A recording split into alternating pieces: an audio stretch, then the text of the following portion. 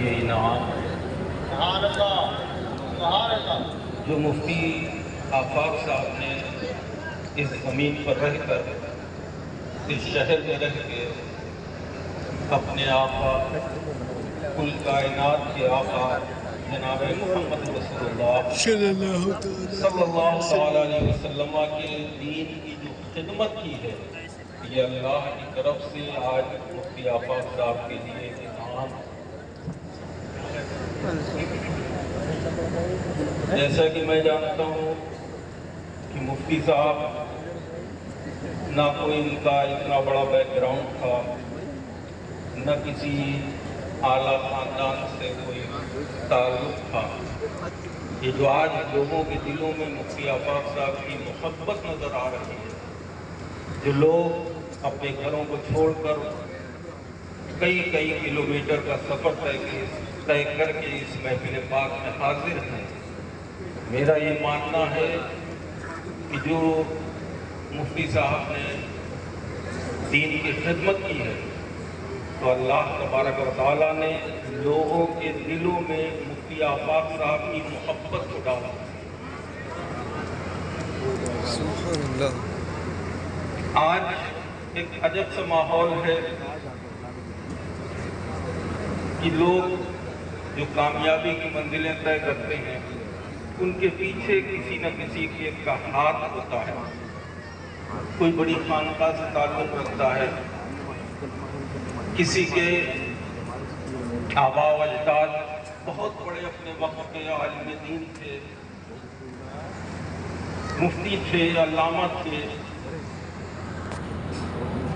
تو جو کامیابی، جو شہرت حاصل کرتا ہے انسان اس دور میں، وہ اپنے آباء و اجداد کی محنتوں کو پیش کرتا ہے۔ لیکن مفتی صاحب والا اگر ہم سے سوال کر دیں کہ آپ کے دادا مجدد بھی تھے، مصنف بھی تھے، اور میرے آقا مصطفیٰ کریم کی بارگاہ میں مقبول بھی تھے، لیکن آپ یہ بتائیں کہ آپ کیا ہیں؟ میں کیا ہوں؟ میرے دادا باپ تو بہت خوش تھے، پر میں کیا ہوں؟ تو اللہ تبارک و تعالیٰ نے مفتی صاحب سے دین کا وہ کام لیا کہ قنوج کے نام کو مفتی آفاق صاحب کے ذریعے پورے ہندوستان میں شہرت ملی۔ سبحان اللہ، سبحان اللہ۔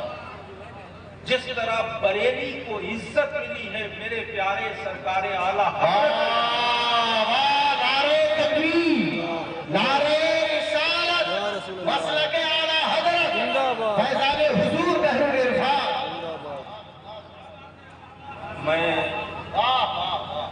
میں شہزادہ بحر عرفان سے کہوں گا کہ جس طرح آپ کے والد بزرگوار نے محنت کی، دن کو دن نہ سمجھا، رات کو رات نہ سمجھا، جس بستی میں، جس گاؤں میں کسی بھی درد مند نے آپ کو آواز دی اور کہیں بھی آپ کو محسوس ہوا کہ سنیت خطرے میں ہے، تو آپ فوراً پہنچ گئے۔ کیا بات!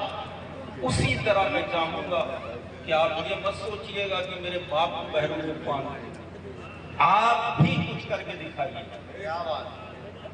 شرط یہ ہے کہ اپنی زندگی کو، اپنے آپ کو مسلک اعلیٰ حضرت میں پوری طرح ڈھال لیجیے، اور پھر اس کے بعد آپ گلی گلی، قریہ قریہ، گوشہ گوشہ پہنچ کے دین و سنیت کا کام کریں گے تو اللہ آپ کی غیب سے مدد فرمائے۔